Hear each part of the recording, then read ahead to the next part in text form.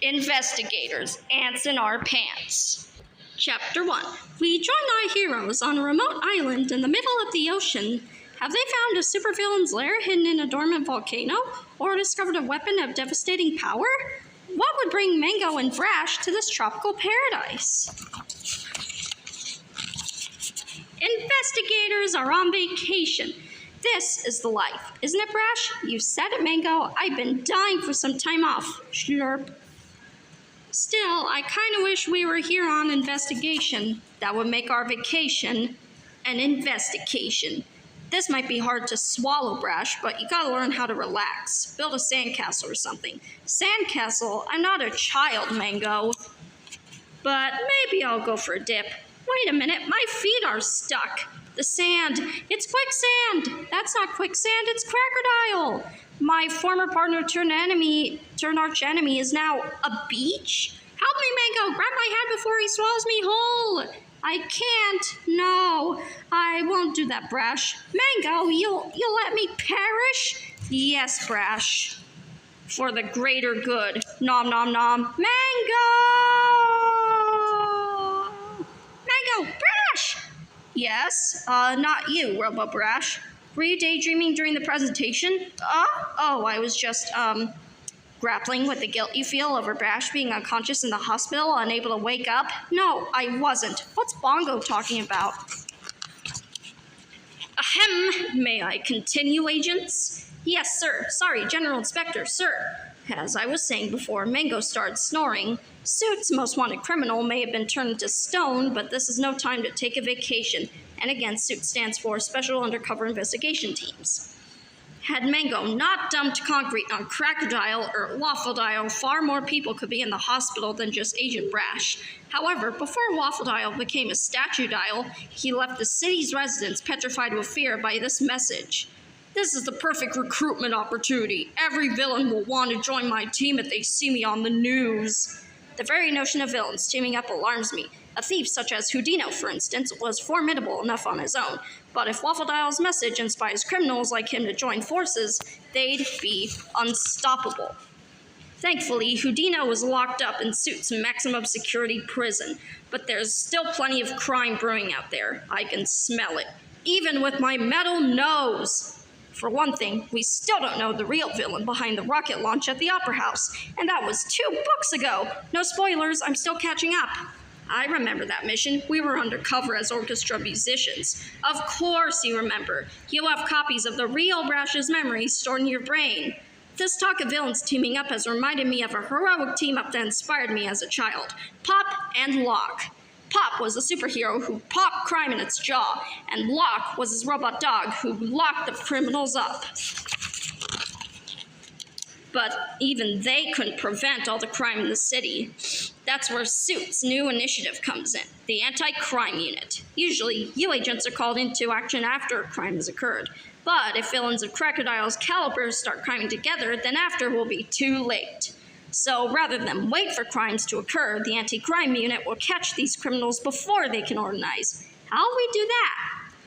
Once we get wind of an evildoer's scheme to form a team, the Anti-Crime Unit will go undercover as fellow evildoers and follow the simple procedure to pinpoint the possible perpetrator's position, avoid blowing your cover, neutralize any superweapons, thwart their villainous plan, and stop them from getting away.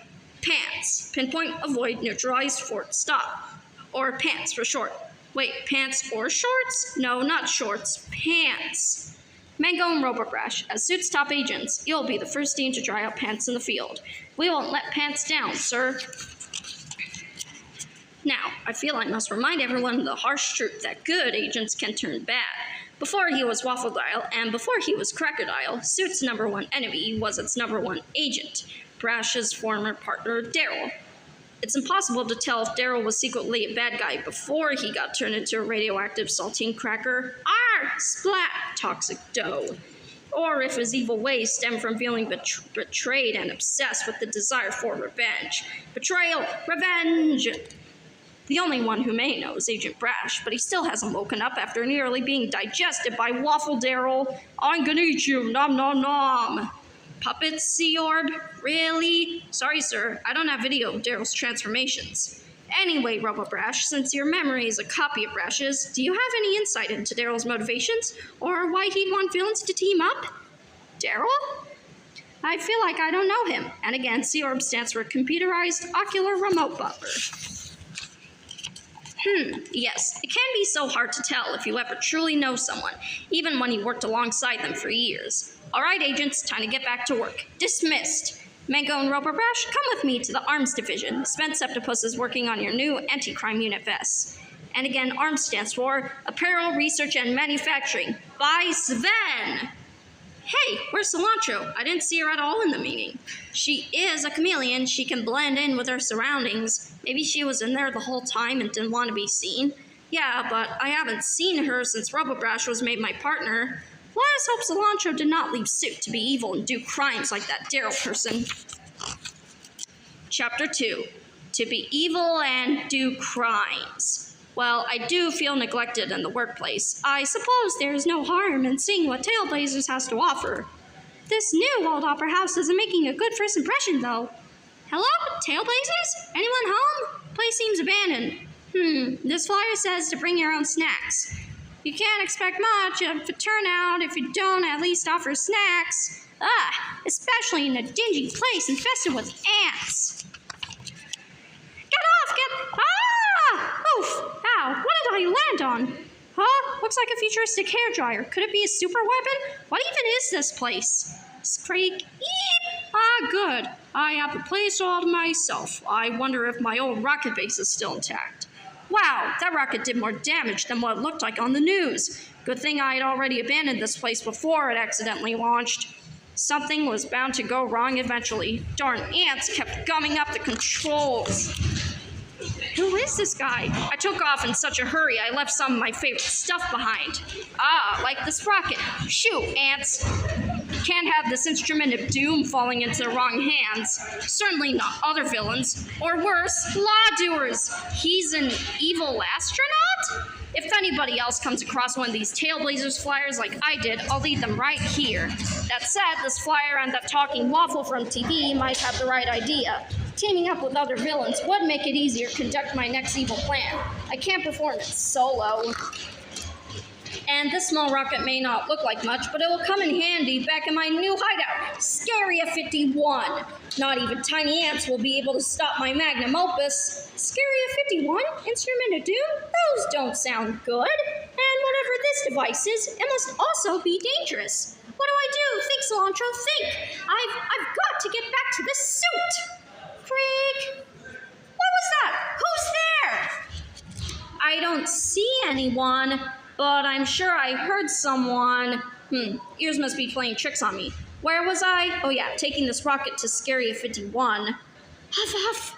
Chapter 3, back at Suit Headquarters. Hi, Sven. Mango and Brash. Robo-Brash. I've analyzed the data from the last set of vests that you were assigned, and it turned out the vest that Brash wore, the real Brash, was glitchy.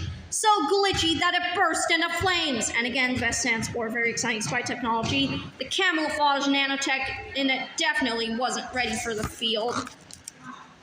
But don't worry, Mango, the vest you wore seems fine so far. That's, reassuring, but I left it with Brash in the hospital. No problem, you'll just go back to wearing vests specifically tailored for each undercover assignment. At least until I can iron out all the bugs. The last thing we want are bugs in our very exciting spy technology. Unless I'm needed, I shall leave the investigators in your capable hands, Sven. Oh, yes, of course. Thank you, C-Orb. C-Orb is incorrect. Octopuses do not have hands. They have tentacles. 10? Sven only has 7. 6 if you don't count the metal one. Are you saying metal things don't count, Mango? What? No, I didn't mean it like that. Of course you count, Robo-Brash. Correct. As a robot, I can count faster and higher than traditional life forms. Oh yeah? Can you count to 60 million? Indeed, I can. 1, 2, 3, 4. Hee-hee, grumble. C-Orb, how's my favorite floating robot? I'm great. Thanks, Steve. See you later. Hello there, you. Oh, hi, Steve. Just how many floating robots does this place have? 17, 18, 19, 20. Hello, Cilantro. 21. Robo-Brash vision. Identity, Cilantro. 82 degrees Fahrenheit. Counter in progress. You can see me? Yes, I can see your heat signature with my RoboBrash vision. 26. Well, no point in hiding anymore anyway. 30. Cilantro, where have you been? Well, where have I been? Oh, well, you see, I was just out for a stroll this whole time, and I passed by the Opera House, and I heard a noise, so I thought I'd investigate. Investigating the Opera House? You are not cleared for field work, Cilantro. This goes against suit protocol. 34. Oh, will you be quiet? Affirmative. I shall keep counting in my head. RoboBrash is right. I'm not a field agent. I know I wasn't supposed to be there, but I found this. I'm sure it's a super weapon or something. Hold on, that's the Embiggener. That's the thing that turned the tiny waffle dial into the giant waffle dial. Isn't it, RoboBrash? You told me to be quiet. Never mind. With all that happened, I forgot it was left behind at the Opera House. Thanks for bringing it in, Cilantro. There's more. An astronaut showed up and retrieved a small rocket. He's planning to team up with other villains and conduct his next evil plan from his new hideout, Scaria 51. Evil astronaut at the Opera House? He must have been the villain behind that rocket launch. I remember that mission. We were undercover as orchestra music. Yes, I was there! We need to stop him before he has a chance to put his devious scheme to action. This is a perfect job for the anti-crime unit. We'll find Scaria 51, convince him we're also evil astronauts, and once he reveals his plan, we nab him. Ooh, I never designed an astronaut outfit. How exciting. Sven, you're still here. Of course I'm still here. You're still at arms. This is where I work. Oh, right. Then get to work designing the spacesuits, and make a third one for Cilantro. We'll need her with us on the mission to identify this astronaut. 2 spacesuits will be enough, Sven. General Inspector, Cilantro's not a field agent. Her job is to develop new anti-crime unit training scenarios, which she knew about if she hadn't missed the meeting earlier. Cilantro, take that thing you found to Agent Monocle for analysis and then report to your station. Yes, sir. Cilantro, investigators trying to try pants on for size. Find Scaria 51 and capture that astronaut. Thank you for reporting in, Agent RoboBrash. Really, RoboBrash? I know you think you look like the real Brash, but you wouldn't rat out Cilantro like that. I did not rat her out. I made a report to our superior officer. That is the proper procedure, according to Brash's memories. Well, you may have a brain like Brash, but you don't have a heart like Brash. Correct. Instead of a heart, I have a network of cooling fans that keep my processors from overheating. Click. Mango, even though I am a robot, I can still make mistakes, just like the real Brash. But I am your partner, and I know that I, Brash, will never let my partner down. What? You mean aside from your old partner, Daryl? I'm sorry, I know Daryl is a touchy subject. I didn't mean to— Here you go, 2 surprisingly quick-to-make spacesuits. I guess having 6 or 7 arms does make things go faster. Oh, am I interrupting something? You know what? I haven't given you a fair chance, RoboBrash. We are partners now, and being partners means being able to count on each other. There's no one I'd trust more to have with me on this mission to outer space than you, RoboBrash. Chapter 4, 10, 9, 8, 7. More counting. Great. 6, 5, 4, 3. Isn't it? Only this time it's backward. 2, 1. Lift off. Creak. We're so high up. Not as high as space. Welcome to Scaria 51. Space chills, alien thrills. This is the orbital. We didn't know Scaria 51 would turn out to be an amusement park, but it doesn't mean our evil astronaut isn't using this place as a hideout. We'll have a better chance of spotting him from up here. Time to start peeing, Mango. Excuse me? Pinpoint the possible perpetrator's position. Oh, right, the first leg of pants. Zip, beep, zip, zip, zip. Everyone who works here is dressed like an astronaut. How do we pinpoint the evil one in this crowd? My heat vision isn't any help. Everybody gives off heat. Perhaps if Cilantro were here, she could narrow it down. Yeah, too bad she's not here. Hold on. Why is that conductor dressed like a conductor? A conductor and a conductor are the same thing, Mango. No, he's supposed to be a train conductor, but he's dressed like an orchestra conductor. Aside from the space helmet, that is. Maybe he's dressing for the job he wants, not the job he has? Wait a minute. Attention. The villain we're looking for is an astronaut who had a rocket base under the Opera House. That has to be the spaceman we're after. Cilantro did say he plans to conduct an evil scheme. Our villain's not just an astronaut, he's a Maestronaut.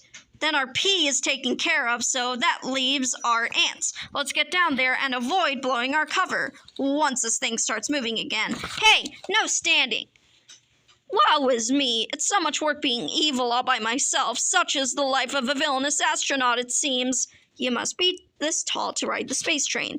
Indeed, my criminal ploy is delayed yet again, for no one shares my evil astronautical interests. If only I could find other like-minded villains. I guess us evildoers are destined to be alone. Excuse me, I couldn't help but overhear. I am also evil. Would you like to become an ensemble? You mean form a team? Yes, in fact, I even have a name for this team, Tailblazers. It stands for Total Annihilation of Idiot Lawdoers. I came up with it all on my own. Tailblazers? That sounds familiar. Wasn't that one of Crocodile's plans? Who? I mean, have you ever, taken a crack at an evil plan? Well, I'm working at this amusement park to save up money for my next plan, but I, just so happen to be the villain responsible for the rocket launch that destroyed the Opera House. I remember that mission. We were undercover as orchestra musicians. Undercover? Wait a minute, you two aren't evil astronauts at all. You're AstroGators. Wrong, we're InvestiGators. Well, you'll never catch me, lawdoers. Mango, what happened to avoid blowing our cover? That was your fault. Come on, let's catch this Maestronaut before he does something Maestronauty. Uranus joke, UFO, no, and the shuttle scuttle. I know what'll get me out of this jam. Behold, my instrument of doom. The rocket superweapon. We have to neutralize it. Whack a space slug. Whack a rocket.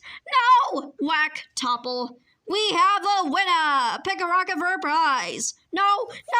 Which rocket is mine? Robo-Brasho vision. Alert. Weapon detected. That one. Gimme. Here you go, sir. What? Why does he get it? I knew these games were rigged.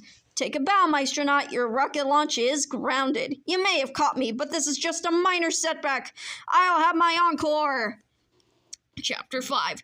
Late last night, a villain called the Maestronaut had his plan to launch an instrument of doom thwarted. Evil concerto a no-go. No one knows what crime he was orchestrating with his tiny rocket, but lucky for us, the evil astronaut was stopped by two not-evil astronauts.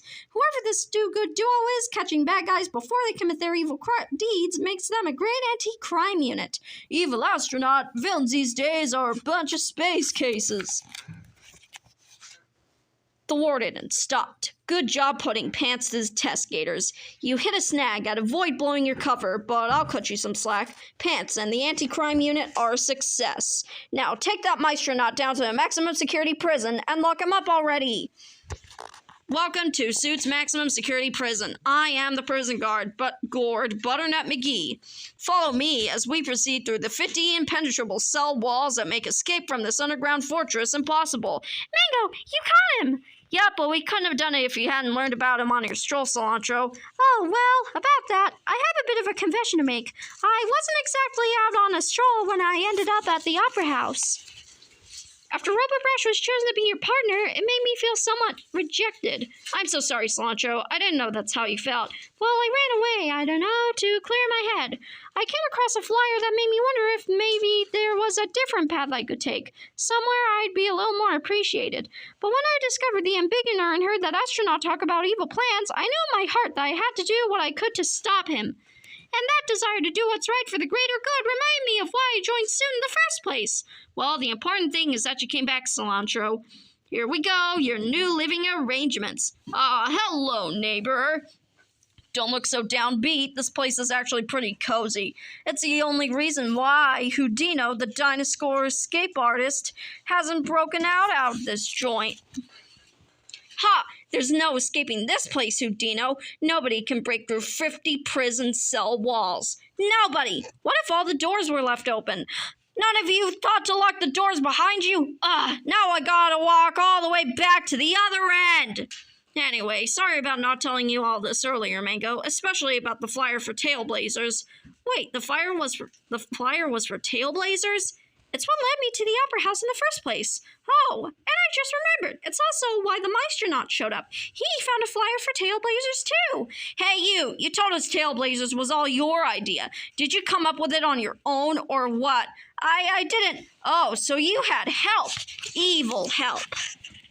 No, I only said the idea was mine because I want to oppress you when I thought you were evil, like me. Honest, you expect me to believe that? Tails? Blazers? You're wearing a fancy tuxedo blazer and you've got tails. Coat tails. That's just a coincidence. Hardly. We knew that you and Crocodile both used the Opera House for your evil plan, so clearly you two must have been in cahoots the whole time. I don't even know what a crocodile is, or cahoots.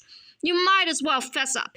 We know you're a co-conspirator. Brash already figured that Tail Blazers is the name of the team Crocodile was putting together. I did? Yeah, don't you remember? I can't find any reference to Tail Blazers in my mind, and therefore, Brash's memory. What are you talking about? Look, right here on page 155 in the last book. Huh. Well, obviously, this historical record is inaccurate, unless there's something about these events that blocks me from accessing Brash's memories of them. Like something in his mind blocking him from regaining consciousness. Robo-Brash, who was your partner? Brash's partner before me. Oh, that's easy. My partner before you was... I don't remember. You don't remember Daryl? He turned into Crocodile? Then Waffle Dial? That doesn't ring any bells? My robot innards make tiny beeps and whistles, but I do not hear any bells.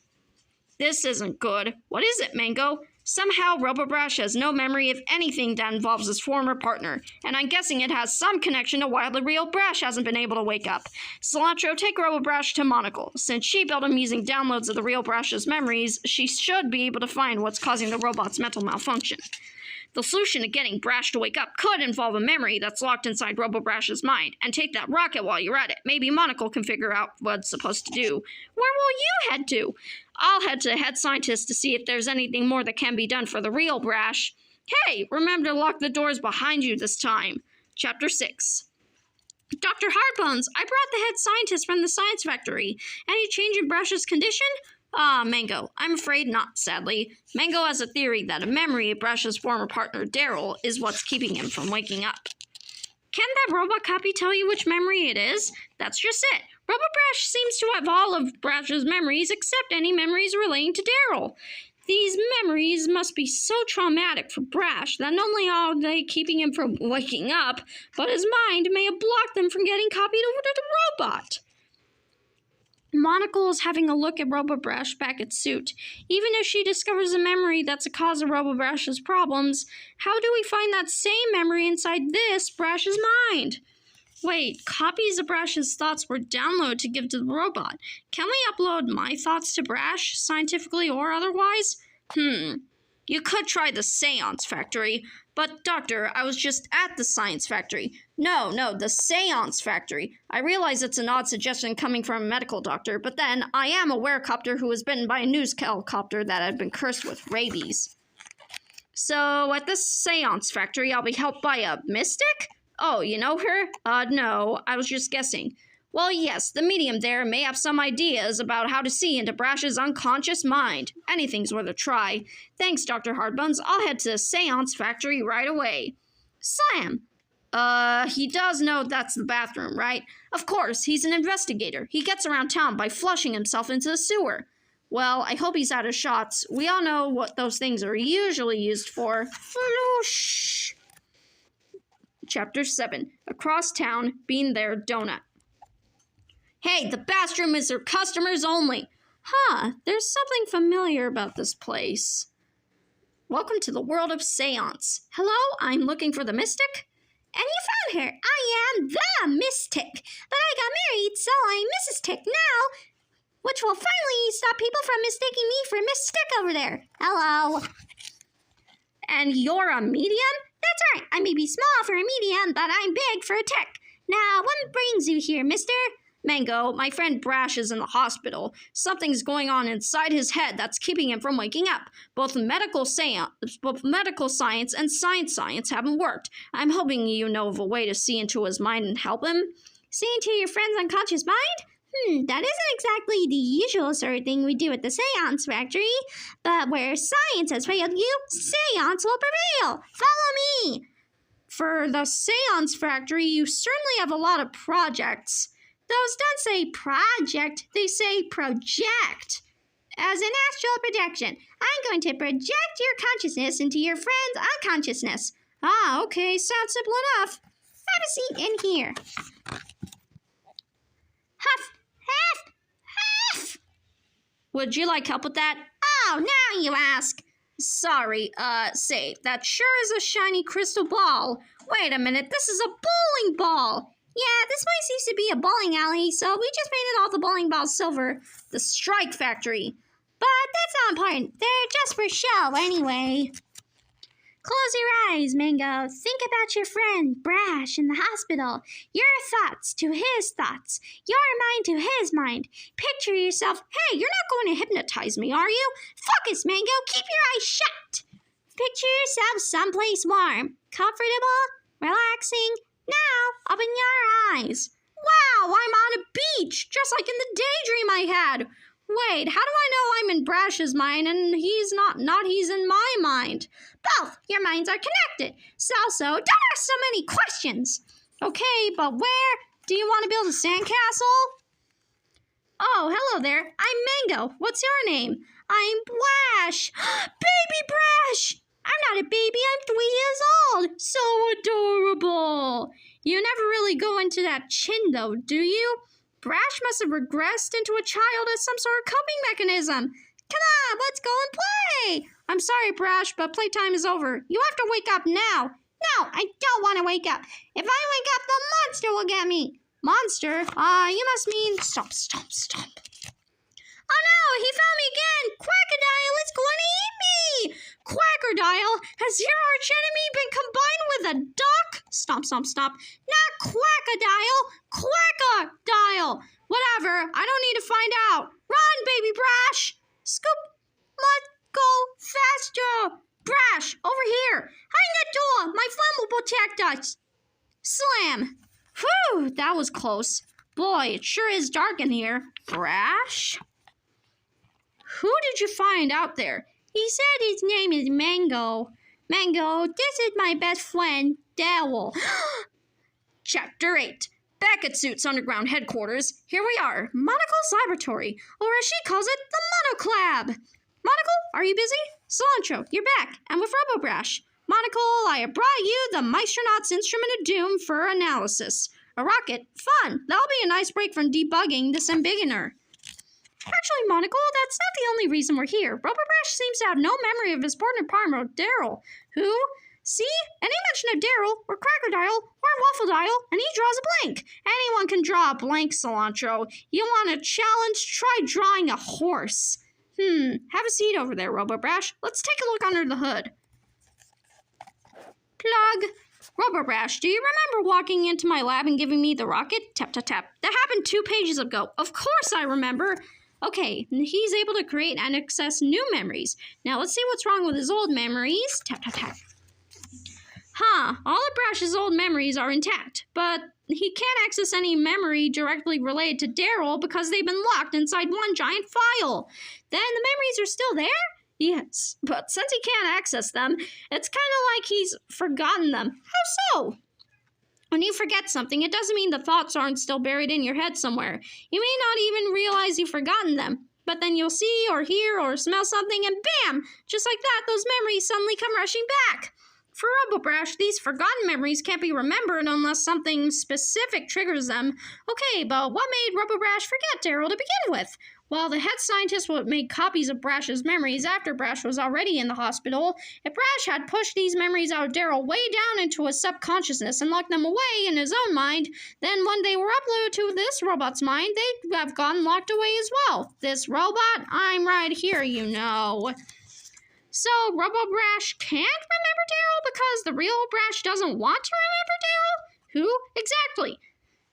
But if Mango is right that memory of Daryl is what's keeping Brash from waking up, then we have to find a way to remind RoboBrash of the memory so he can remember all the memories. Right, but that might not be a good idea. If all those memories are locked in one giant file, if RoboBrash accesses them all at once, who knows what kind of havoc suddenly remembering Daryl could have on his system. If he's unable to process the memories, he could have a meltdown, or even self-destruct. Until I find a way to safely unlock these memories, it's extremely important that RoboBrash does not remember anything about Daryl. Who? Or Crackerdile. Who? Or Waffledile. Who? Might be best if we refrain from repeatedly saying any of his names then. Oh yeah, good call. Chapter 9. Back inside the real Brash's memory. I told you it's not safe to play out there, Brash. You must stay in here with me where no one can find us. You can't trust him, baby Brash. Daryl is Crocodile. He's the bad guy. No, he's not. Daryl is a good guy. That monster outside is nothing like Daryl. Is too. It's not. You just need to wake up. You need to grow up. Is that how you talk to a child? There, Brash. Daryl will take care of you. This is the Daryl that Brash used to know. The Daryl he doesn't want to lose. In here, Daryl is a pre-villainous self. But outside, Daryl is a cracker or a waffle or worse. Out there, Brash has lost Daryl forever. I know what's going on, baby Brash. You've never forgiven yourself for letting your partner down. You blame yourself for what happened to him. Oh, but Mango, that's you you're talking about. Huh? Don't you blame yourself for letting your partner down? What? Isn't it your fault that Brash got hurt and now I have to keep him safe? Well, I guess, but that was right. You didn't keep me safe, Mango. Why didn't you save me? I'm sorry, Brash, but I'm here to save you now. This memory of Daryl isn't keeping you safe. It's keeping you afraid. And if you don't face your fear, you'll be locked in here forever. No, I don't want it. You're not my friend. Yes, I am. It's Daryl who's not your friend. Daryl used to be your friend. Snatch. Maybe it's your fault he became a cracker, but he chose to become evil. He's the monster. And I'll prove it. I'll show you. You can try, but you may not like what you find. Where are you, Crocodile? Come out and face us. There you are. Wait. No, that's not possible. That chin. That monster isn't Crocodile. It's Cracker Brash. Chapter 10. I can't stay locked in here forever. I gotta find a way to escape. You know, I was an escape artist before all this. I even performed at that opera house once. My stage show brought the house down. What a coincidence. One of my rockets brought the house down too. Why'd you give up being an escape artist for a life of crime? I'm still an escape artist. I can break out of anything. Handcuffs, cages, chains, this prison, you name it. I just couldn't break the cycle of bad critic reviews. News, Houdino's stage show would bust. But I showed them nothing stops a triceratops. More news, Houdino busts out of jail. Oh no! Then why are you still here? Keep your enemies close and your arch enemies closer. I'm just waiting for the right time to get revenge on those gators who put me in here. I would like revenge too. You and I have so much in common. We both like theater. We've each put on shows at the opera house. We're villains with the same desire for revenge. And I know exactly how to exact that revenge with my rocket, my instrument of doom. Instrument of doom? I like the sound of that. Everyone will like the sound of it, even if I may toot my own horn for a moment. I just need to get it back. I might be able to help you out with that. I'm normally a solo act, but I'm willing to share the spotlight. Like an evil duet? Ha! It looks like Tailblazer's plot is coming together after all. I'm in. Snap, snap. Then step aside. It's time for my breakthrough. Get ready to exit. Stage right. Last door, finally. I should really figure out a better system for relocking these. Rumble. Wham! Wham! But nobody can break through 50 prison cell walls. Nobody. Faint. You're lucky you didn't get squashed. Wham! Wham! When Mango gets back, maybe he'll know. Rumble, rumble. What's that rumbling? Wham! Houdino! The dinosaur escape artist! Him I remember. My rocket. Come on, let's vamoose. I'm no moose, I'm a triceratops. Hold on, what's this? Don't even think about stealing that embiggener, Houdino. Embiggener, eh? Well, I do like to make a big exit. No, it's got bugs. Click.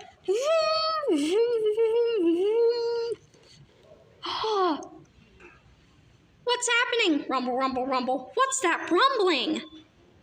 Did the sewers burst again? Is it another flood? No, it's them. Giant ants. You mean giants. Cough, cough. This embiggener is great, but it made a great big problem. No problem's too big for my instrument of doom. Inhale. Doom dee doom da doo doo da doom. Gah! I don't like the sound of that. Doo-me-doo. I thought the sound that thing you make would be an explosion. When you said you need to toot your own horn, I didn't know you meant literally. But who do you know? Music cures the soul. It lifts the spirit. And also soothes the savage beast. Doom-dee-doom-doom.